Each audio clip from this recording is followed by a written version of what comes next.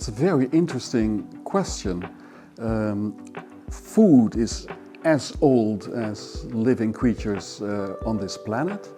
Law is as old as human societies. So why the awakening of the combination of the two is so recent is not that easy to pinpoint. What I do know is that increasingly we've become aware that the way the food sector is regulated matters a lot in terms of ensuring that people are fed, ensuring that people are fed with food that will do them no harm, ensuring that people are fed in a way that the food is produced sustainably. So I think the ultimate answer is because it is important.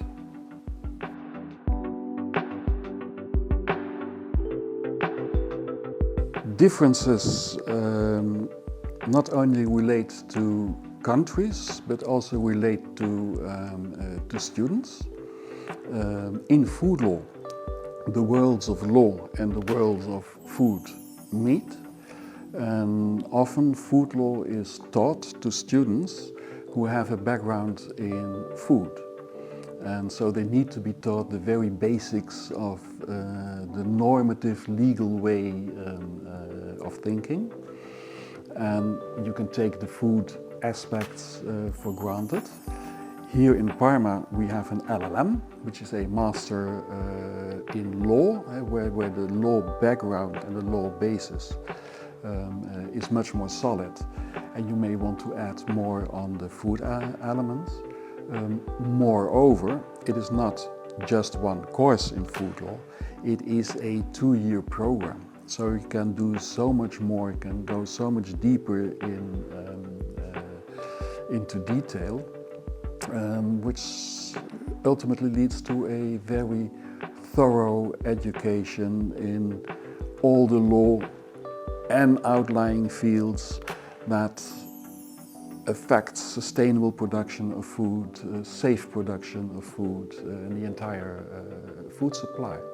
While in other countries, courses in food law will be in the context of programs related to food safety, to food science, etc. There's also some connectedness in teaching of food law in different countries, and I hope that at some point students will create a European-wide community to reach out to their fellow students in Denmark, in other universities, in Italy, in Germany, in the Netherlands, in Poland, etc.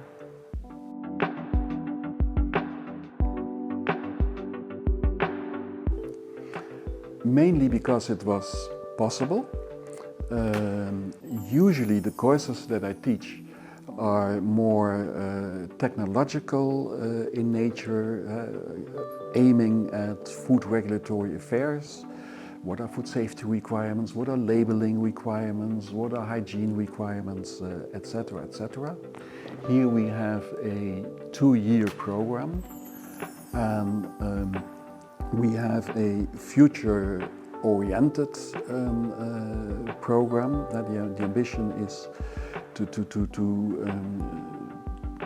create leaders in change, and I think to enable people to play a role in societal change, it is really important that they are aware of the values underlying choices that have been made in the past, the values underlying the system that we have today, and also the values that will guide their choices in the future.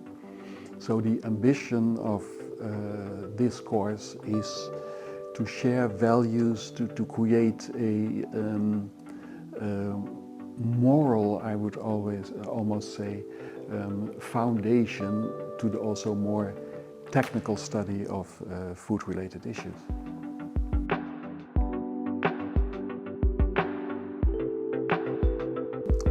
That's a difficult question to ask because there are many strengths. Maybe not the main but an important one is that the LLM is in Parma. Parma is globally considered to be the capital of food and good taste, so obviously Parma deserves to have an LLM like this. Another strength is that it is an LLM, that it is a law program, and in that sense goes deeper into the law aspects than many of the other food-related educations. A strength is that it is 2 years, so that students really have the time to go deep and broad at the same time, and create a level of specialization that's rare in the world. So I congratulate all the students who chose to be part of this adventure in Parma.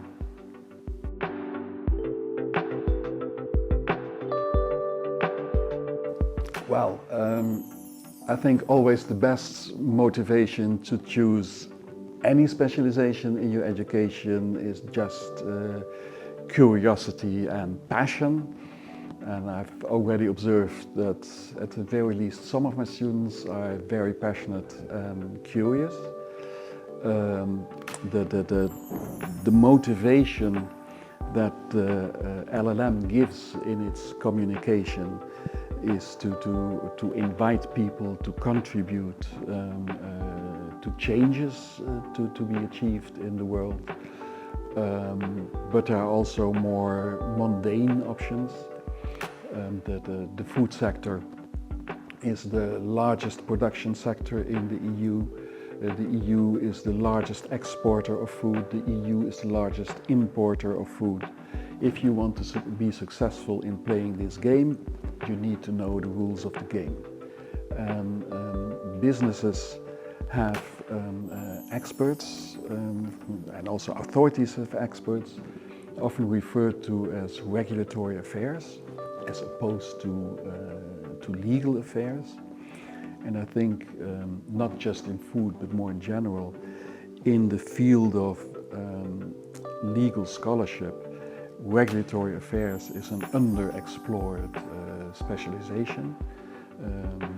I see that my clients always have difficulty in filling their regulatory affairs position, so there is a demand for people who know.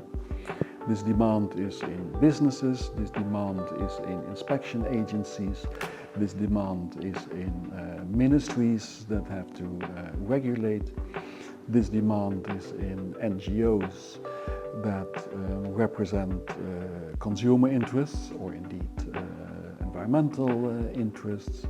In Italy, there are a lot of food-related international organizations, such as the Codex Alimentarius Commission, the Food and Agriculture Organization. There is a world out there. They are waiting for you. Be ready and be part of that world.